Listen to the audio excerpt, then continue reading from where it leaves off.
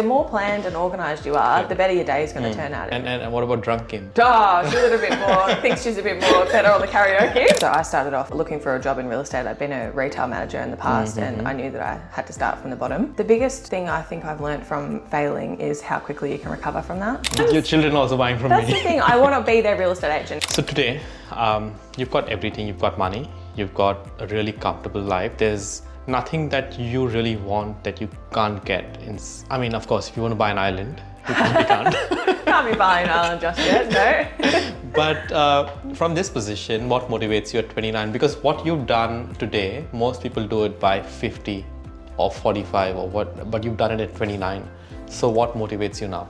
I think what motivates me now is feeling as though I've done what I'm capable of doing. Hi all, welcome back to my channel. My name is Monish and my guest today is just 29 years old. In her last 29 years, she's managed to become a partner in her own agency.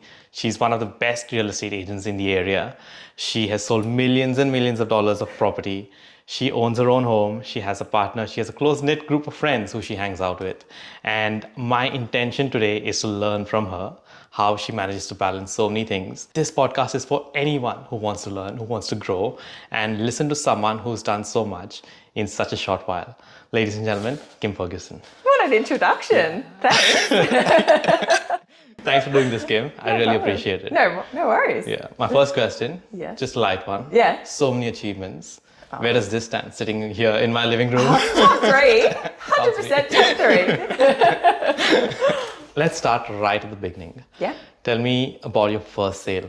My first sale was actually my friend's property. So this was my first sale on my own as a standalone sales agent. I'd done a lot as a co-agent, but this was time for me to stand up and do my own thing. And my friend was actually looking to sell her property. Yeah. And she said, yeah, I've seen what you can do. I've seen how hard you work. Yeah, you can do it. It was just a little unit. Wow. And I sold within 2 weeks over Christmas period. Wow. And that was years ago now, but yeah. How did that feel? Like, was it personal great. because it's a friend's? Did it feel like a bit more like I have to do this, or what will I was in work mode 100%. Right. So you could differentiate the friendship and the okay. 100%. It was a private sale as well. Yeah. And it was a fairly active market where things moved very quickly, and I prepared her for that and said, look, just be prepared to make an offer, to accept an offer or look at offers within the first 14 days. Yeah.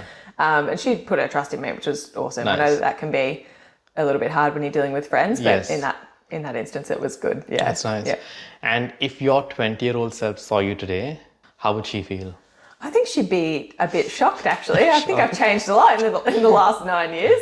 When I was 20, I was working a retail job, 9 to 5, Monday to Friday. I was doing a lot of, extracurricular activities, doing my dancing and all that sort of stuff. And I had a lot of fun. Yeah. But I knew that I wanted to have a serious career, or what I would class as, a little bit more So you were always ambitious? 100%. Okay, yeah, even from you were a young age. And it wasn't just career-wise, it was all the other things. So I did ballroom dancing when I was younger, and that taught me the power of actually sticking to something and being dedicated with it. 100%. Yeah. Driving an hour and a half to dance lessons. Oh yeah, you did tell me that. Yeah. So I think that taught me a lot about working hard and seeing results. And I think that that's one of the things that's propelled me forward when it comes to my career. Great. So yeah. Okay, that's nice. Tell me something about your early days. There were people who helped me, right? I knew they went out of the way to help me. Yeah. And I'm very grateful to them. Was there someone who helped you as well? Yeah, there were a few people that really helped me along the way. So I started off looking for a job in real estate. I'd been a retail manager in the past, and I knew that I had to start from the bottom. And I'd interviewed with a few people and ended up interviewing with a couple of different directors, and ended up just in a reception role. And within 3 months, I was interviewing to become an assistant. And through that time, I learned a lot about what it takes in the role. Right. Got a job as an assistant and attended all the appraisals, attended all the opens, and just learned as much as I possibly could. Okay. But the biggest mentor that I've had is Tanya Nevin-Jones, who I currently work with, and she's my business partner now at Jellis Craig. Yeah. Always willing to answer the phone. Okay. And always willing to help. So now, she's a great friend of mine as well now. Yeah. There are people who help. Like I feel that you can't get to, especially where you are, without someone pulling you up a little bit. 100%. Yeah, and that's what we try to do now, is we want to be that person that can help, can help these younger agents that are moving into the industry. Yeah. Have you failed a lot in your process of reaching here? It's little failures. That's the thing. It's not always going to be big failures. Yeah. And how important, did you learn anything from those failures that helped you propel your career? The biggest thing I think I've learned from failing is how quickly you can recover from that. So, if you lose a listing, or if, someone isn't happy with you, or whatever the case may be, I think the quicker that you can recover and learn from it, so reflect, understand what went wrong, and understand what you could have done better, and move on with it, the better you'll be. Don't dwell on it. How do you what people struggle to do is reflect. What is that's the first step. What went wrong? Did I do something wrong? Yeah, that's the thing. So what do you do? My process is sometimes I sit on the beach, quiet, no headphones, no nothing, and I just think. Yeah. Right? And things come to me. While working out, I think a lot. Yeah. And that's why I love going to the gym, because I'm just basically thinking about my life. It's just like the recap. The way that I do that is, I don't know if you've read the book The Third Space by Dr. Adam Fraser. It's a very good book about having that extra little part of your day where you're actually transitioning from one mode of your life into the next. And for me, that's in the car. Really? I'll drive. Yep, that's for me, because it's the only time I get a bit of quiet. It's the only time I have time to think to myself, and it's the drive home. From work to home, or from the appointment to the next appointment. And it's just going, okay, what went really well today? And what do I need to do more of? What didn't go so well today? And what did I do? Because it's not always everyone else. Correct. What can I learn from, and what can I do? So if I wave to you in a car and you don't reply, I know that would be thinking. People always say, I saw you in the car and you didn't see me. That's probably because I'm having a conversation with myself. You're just crying. But yes, it's the car. So I'll see you at the beach, crying, and then you see me in the car. Just head down, I'm not looking out. Manish. But the beach, that's your third space. The car is mine. Yeah. And that's why I love this area so much. And that's what I moved here 2016, and my life changed with moving here because I used to spend time at the beach and just reflecting. Have you been lucky in your journey? I don't know about luck. I think I've been given some really good opportunities by people, and that's definitely helped me to get to where I am today. I think hard work is definitely the number one thing, and the more you do the thing that is giving you the results, the more that the results will come, and the more opportunity will come. Yeah. I also feel smart work, Sometimes it's not necessarily hard what you're doing, but it's just the choices you make. Yes. That sometimes propels you. Yeah. That's what I've realized. You be busy all day. Yeah, because everyone works hard, honestly, right? Yeah. Most people work very hard, but I think a lot of people don't work very smart. They don't pick the little things. Like the move that you made recently to become a partner, right? It's a tough one to make at an age like this, but it's the right one to make. Yeah. So that I think is a smart move. More than hard work. It's very hard to get out of your comfort zone because your brain obviously just wants you to go with the easier path. So it is really hard to actually make a really big life-altering decision. And yes, it is just a job or it's just your career, but it's also where you spend most of your life. So and when you put so much effort into it, it becomes very personal. Yes. It's hard to just say this is just a job. No. You spend hours and hours, 40, 50, 60 hours a week sometimes doing something. So how do you just say this is just a job and just move on? And work Kim and home Kim is the same. Yeah, it's just really? Kim. Yeah, it's the same. I'm the same person, And what about drunk Kim? She's a little bit more, thinks she's a bit more better on the karaoke, but other than that, she's probably similar. A little bit louder. Have you been very disciplined in your journey? Yeah, I think I've learnt that from a pretty young age. Through ballet?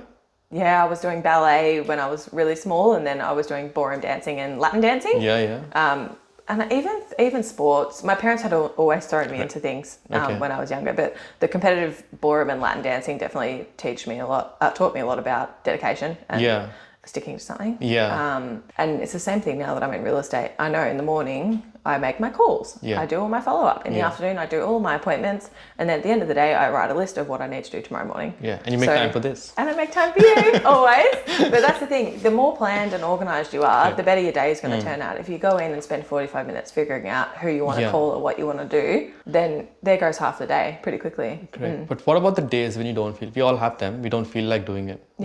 So many days I don't feel like getting out of bed, not doing something. Yes. How do you do it then? There's always going to be days where you're not quite on your A game, and you need to listen to yourself. We're not machines that can just keep going and just, and then someone will just fix us up. Sometimes we actually need a minute to have a little bit of a rest.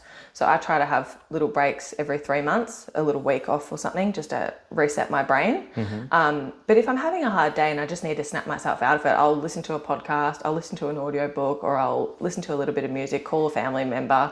There's so many little things like that you can do to just try to put you into a better mood. Correct. Me just going to get my skinny latte, listening to some music, having 5 minutes in the car. Yeah. Again, it's the car. Yeah, the car is my happy place. But yeah, and then that's why you got such a nice car. Oh, thank you. But yeah, managing stress and, managing failures and disappointments, it's something that you learn over time. How do you manage stress? Like that's something, because your industry is very stressful. Yes. Very competitive. Yeah.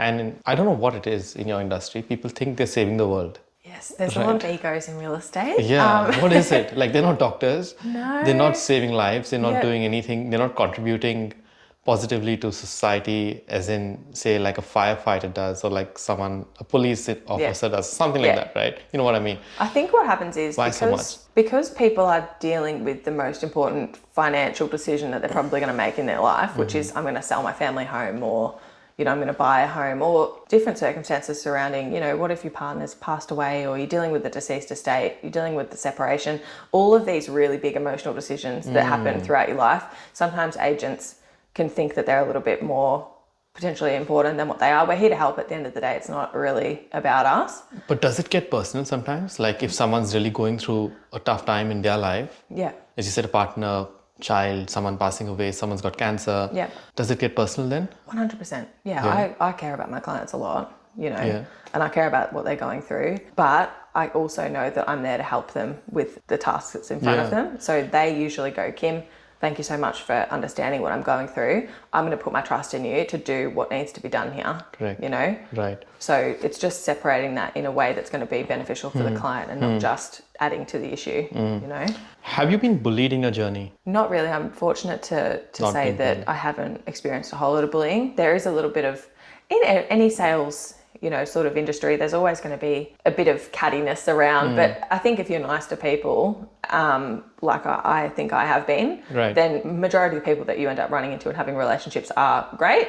Anyone that is potentially not there to see people grow and be happy and everyone, there's room for everyone in the industry, then I don't usually stick around. But I've been fortunate to say that I haven't experienced a lot of bullying. Yeah.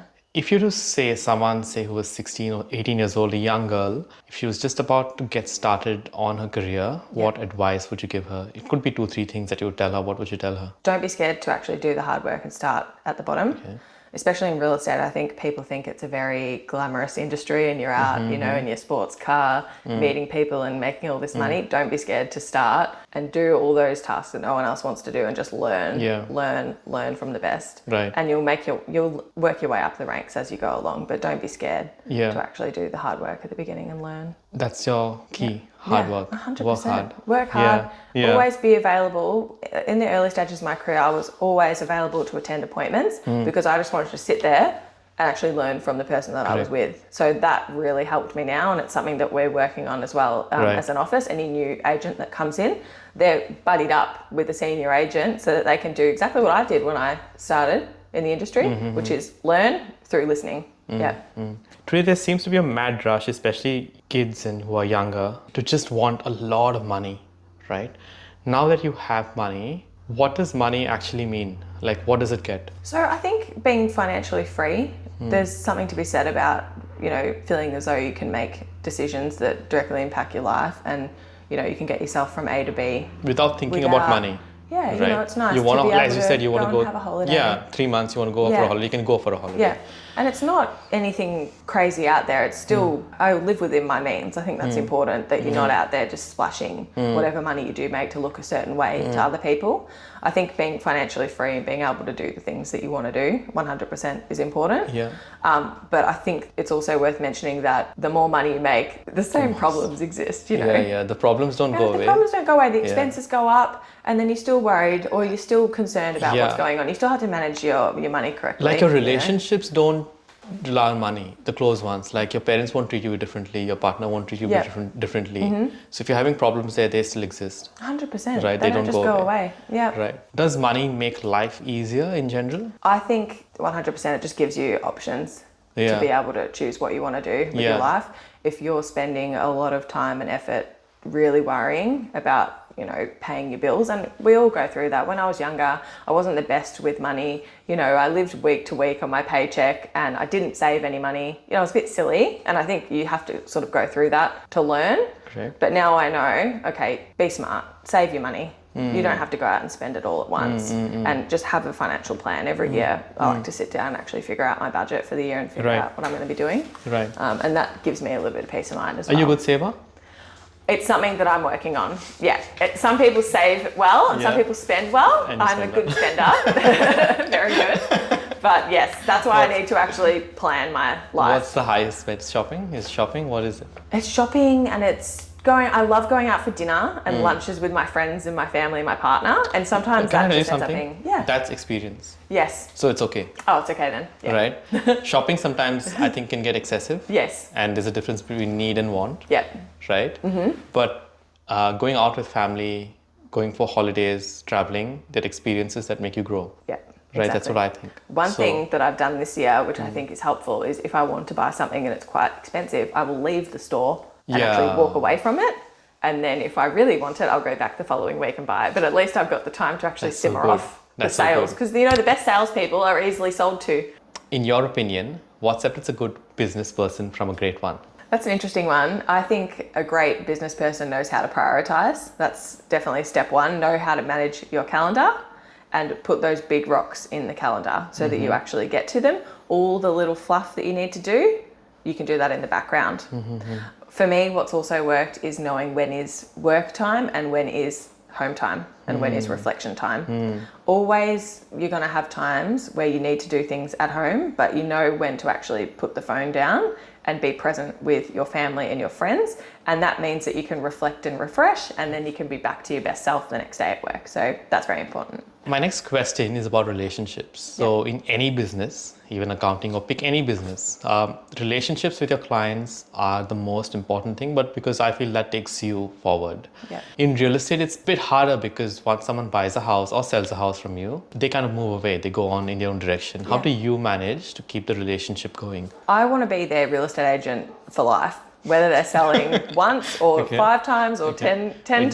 Your children also buying from That's me. the thing. I want to be their real estate agent. If they have a real estate question, I want them to think, okay, Kim is my real estate agent, so I can call her and she's always available to answer my questions. So for that reason, anyone that buys a property with me, sells with me, or simply does an appraisal, they join my client care program, which means they have access to market insights. They get little presents every year, you know, little touch points here and there, because we want people to feel like I'm their agent before they need one, you know? So if they sold from me 10 years ago, they're still important to me, you know? Yeah. I want them to feel like they can give me a call anytime and we can talk about real estate. Yeah, and like I do. Yes, exactly. Have you ever felt that you haven't been treated equally because of your gender? I'm really fortunate that the companies that I've worked with have put a real focus on equity, you know, and having the same playing field, you could say. Yeah, exactly. For everyone. Yeah, I haven't felt like being a Were female you paid has less, put like me a behind. slightly lesser commission than a male real estate agent? The same? It's not so much the commission, and I think sometimes we can feel as though we might be taken advantage of in a certain way, but I've learnt, again, through experience and through speaking to my peers, and I've got a lot of female peers, I know what I'm worth now. And I think that's my advice to females in the industry or in any industry. Don't be scared to actually take some advice from other females in the industry to know what's fair. Especially with someone who's senior or even at the same level as you. Because talk to each other and be open about pay and commission splits and all that sort of stuff, I think should be quite open, and it should be on performance, not something to be negotiated on. Definitely agree. Coming to that point, you said speak to your peers, right? But sometimes what happens is a lot of people are jealous of each other. And they don't speak to each other. Are you a jealous person? Do you feel jealousy to someone else? No, and different personalities experience this, I think, in their own way. For me, if I see someone that's doing really well, I'm happy for them and I want to learn what they're doing that I'm not doing.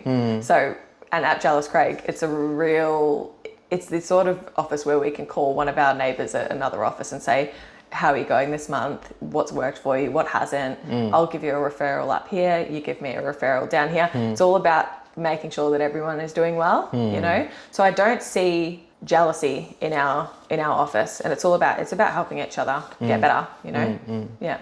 When I think of real estate and I see a lot of real estate shows, one thing that pops out is competition. Yes. Like you all want to kill each other. It's like not if you like see that. a competitor on the road, you'll forget what you're thinking, all your thoughts of your reflection. I want to run over that person. Oh my gosh. All those shows are very dramatized. Let's make that very clear. Yeah, that's how it looks, right? But it is a very competitive industry. Like I've seen that even amongst agents around the area. Like y'all are very competitive sometimes y'all don't say it, but it shows on the face like, oh yeah, I'm better than that person. It's sales at the end of the day. There's sales, only one winner. Yeah. But I actually like to, I wave hello to all my competitors. There's no need to speak negatively about anyone, because the only person that really reflects on is you. Yeah. If you're out there saying... Yeah, speaking behind someone's back, I don't think that's cool. Okay. Yeah. No, that's but the thing. how do you deal with competition? Like do you think it's good for you? Do you think sometimes I think it's healthy too much? competition and just keeping an eye on what everyone is doing and seeing what's working is great, and because it's constructive. But looking at them and looking down on them and getting into that kind of pattern where you're just ruminating. Because you're giving not them good. space. Like what I think is sometimes when you're putting in negative thoughts, right? Let's say someone who's doing slightly better than you, you're trying to pull them down. Yeah. You could use that time to pull yourself Actually, up. just, get better. Right? Like get better. Like do something to 100%. get yourself, make that extra call, Yep. do the extra meeting as you said. For me, the competition that I have is mainly with myself from 12 months ago. So I make it pretty clear Keep smashing to them go, every 12 okay. months. Like, you're like an overachiever. I feel like, oh gosh. But rather than looking at other people and thinking, let's drag them down, it's how do I improve myself? And that's something I actually have control over. Yeah. So, yeah. A lot of young people, they have a lot of grudges, and it's obviously maturity. Yeah. But what advice, like how do you get over grudges? Like, and I'm sure like I've had grudges and everyone does. How do you get over it? I'm not a really big holder of grudges. And that's something that my mum always says, you forgive too easily, you know. Yeah. But I don't have time, and I don't want to spend my energy. I'm quite a positive person, in case you haven't known over the last 6 years that we've known each other. I don't really care to hold a grudge, I'll just forget about it. If I don't want to deal with someone in the future, I won't. Yeah. But I don't want it to affect me negatively. So I try my best to actually close it up and then move on. Yeah, what I find, Kim, like I've known you for so long, but in this conversation, what I've realized is that you're very like focused on your thing. Yes. Right? Yeah. That's all there is. Yes. Like my life. Yeah. Right? And I see that with your Instagram as well.